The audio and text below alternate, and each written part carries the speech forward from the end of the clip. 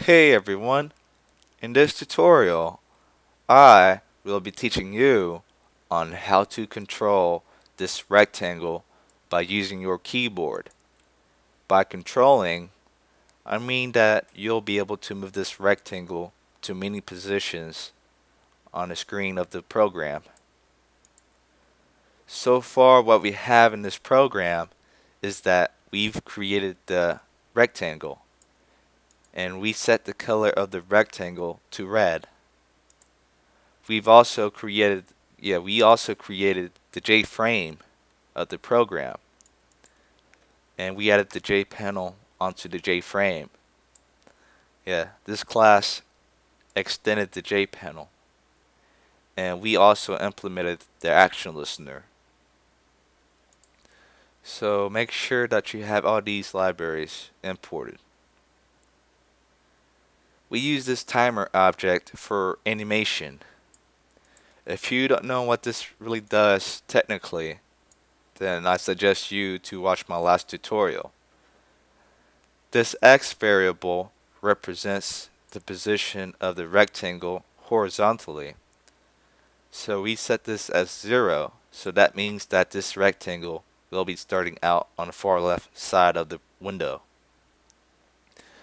This y represents the position of this rectangle vertically, and we set this to 0.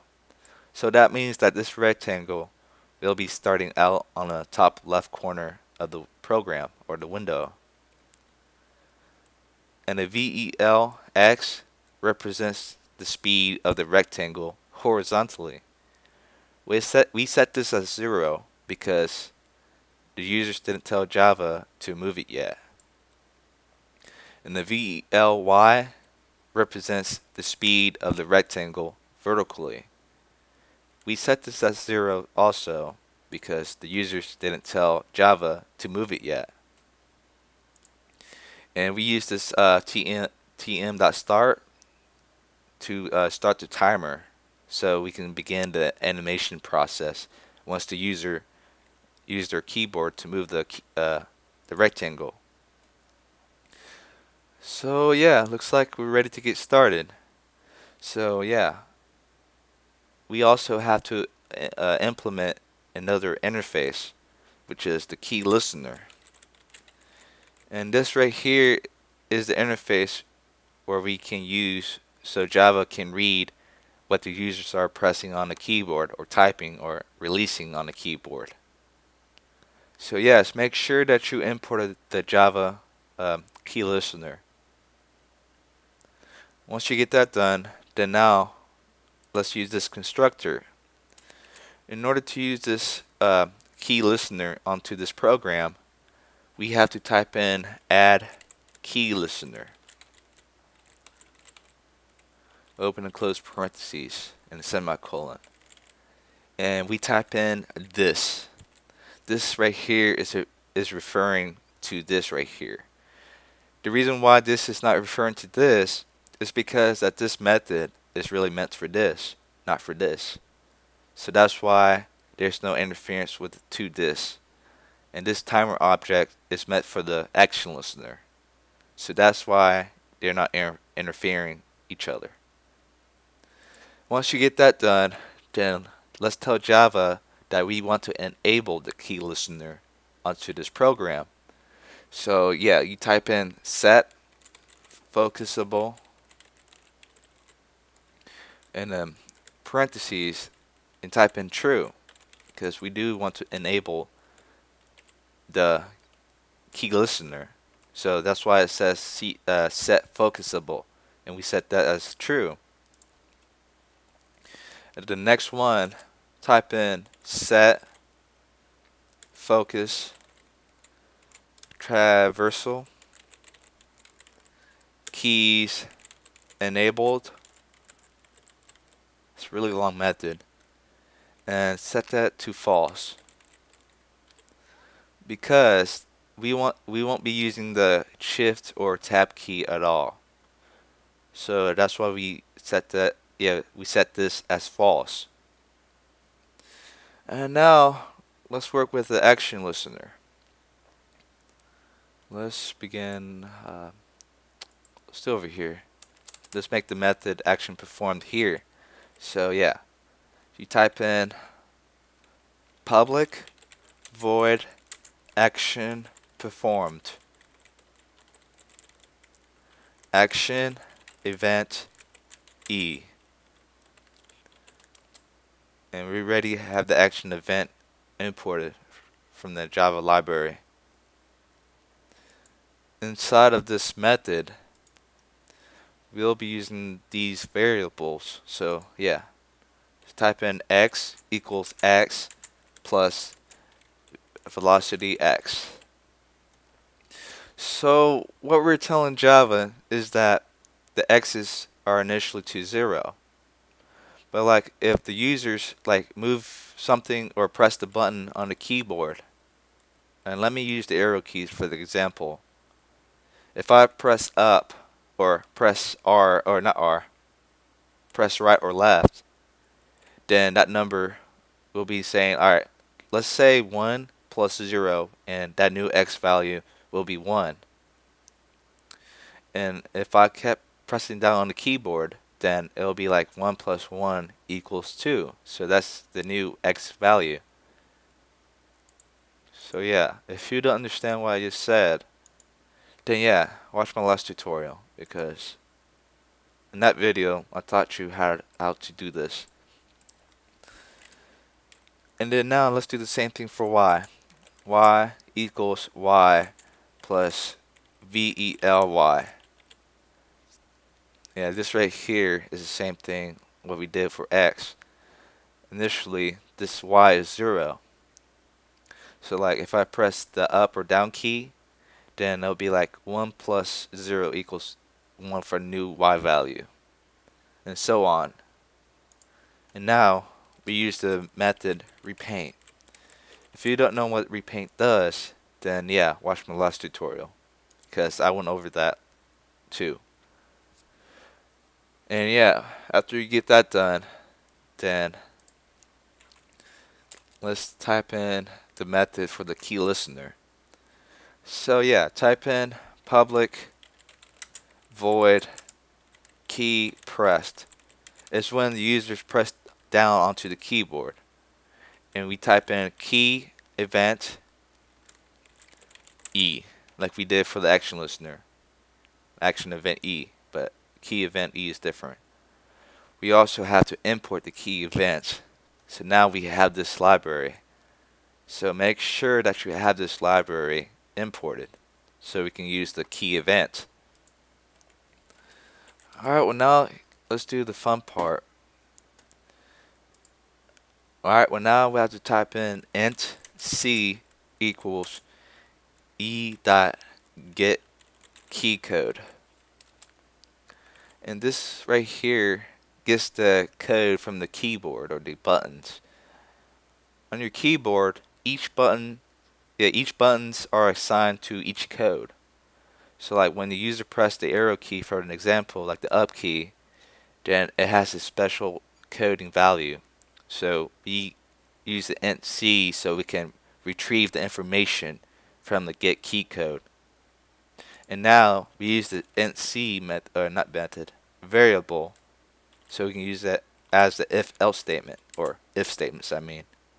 We'll only use the if statements because you know the users can press multiple keys in a certain amount of time. So the if statements will be good for this. So type in c equals key event dot, and this is the code for the up key, or let's use the left key first. So vk underscore left, that's the special code for the left arrow key on your keyboard.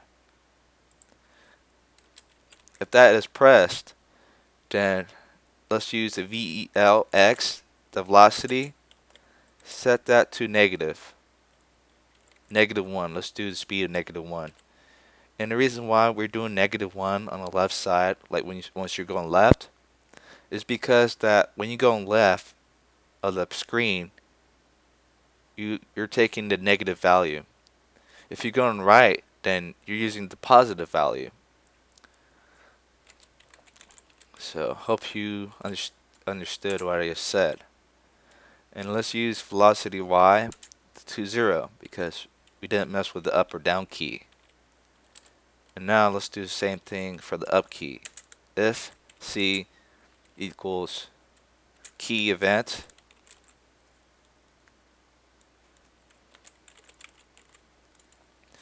let's do code is the same thing, VK, but this time it'll be up.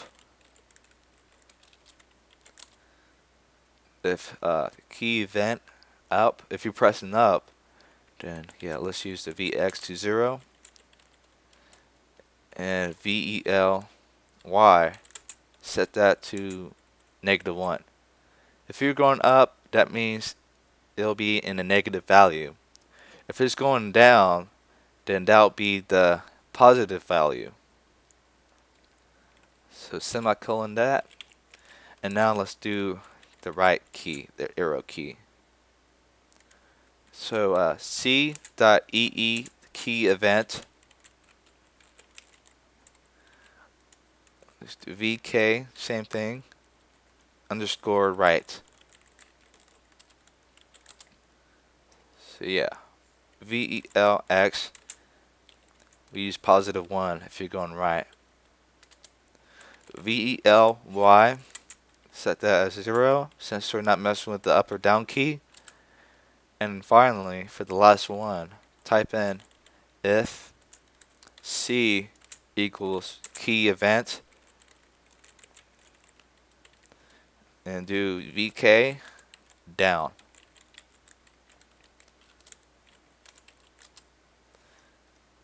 And we set the VELX to 0 for the negative, or not negative.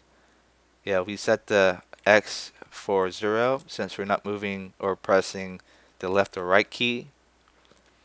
And we use 1. Since you're going down, it'll be positive. So far, we're done with this method. We have to type in 2 more methods. We don't really use that, but we have to type the method in order to compile the program. So type in public void key typed key event E. We really don't need that, and we have to make one more. Public void key released is when the user stops pressing onto the keyboard. We won't be needing that right now, but yeah. Alright, once you type in all the methods, then it looks like we're ready to compile. So run this, and now you have a rectangle on the top left corner of the screen. If I move it with the right arrow key, then it'll move. If I go down, then it'll go down. If I go left, it'll go left. The only problem is that when I release the key, it kept on going. It keeps on going. So in order to stop the rectangle when you release the key of the keyboard, we use this method, the key release method, if you don't like your rectangle to be moving after you release the button. So yeah, you used this method right here. And the only thing you have to do is set everything to 0. So VEL X equals 0 and VELY equals 0. So yeah, once you get that done, then when you release the key, once the rectangle is moving, then it'll stop. So let me move it. It stops. See? I let go. It stops.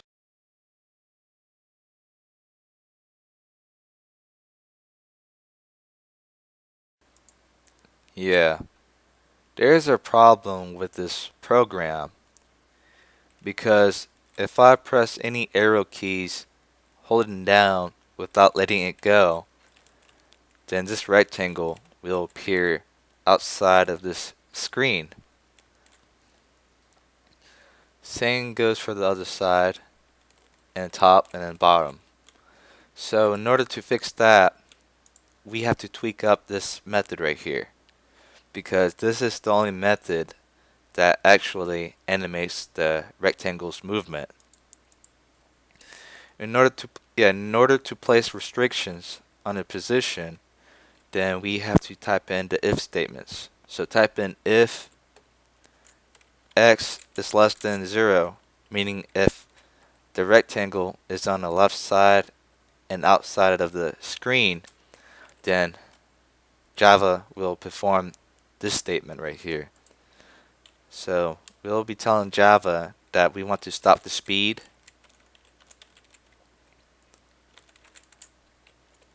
and reposition to 0, x equals 0. If we don't reposition the rectangle's position, then the speed will be at 0 forever, meaning that you can't even move at all. So that's why we reposition the x value back to 0 if it's less than 0. Let's do the same thing but the other side though. Let's do the x position but on the other side. So if x is greater than, let's do 530. My window is 600, so yeah. You can change it if you want. This depends on your program. If your program is going to have a wall or something, then yeah, it's up to you. But this program will have 530. That's the maximum it can go. Anything bigger than that, then it will reposition the rectangle. So yes, this right here really means that if the rectangle is on the right side but outside of the screen. So stop the velocity 0 and reposition the x to 530. Now let's do the y's. If y is less than 0, meaning if the rectangle is outside of the screen and is at the top too, then you have to stop the velocity equals 0 and reposition the y to 0. Now let's do one more. If y is greater than, let's do 330. The height of the window is 400. So yeah, like I said, you can change the value anytime you want. If yeah, if that ever happens, then we stop the velocity and we reposition the y to 330. So now we're done. Now let's run and see what happens.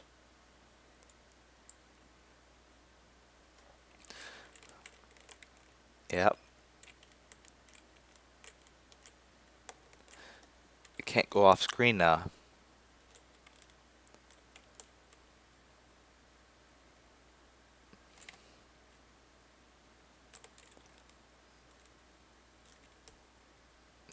So yes, this concludes my tutorial over how to control your rectangle by using your keyboard. So thanks for watching and stay tuned for my next tutorial.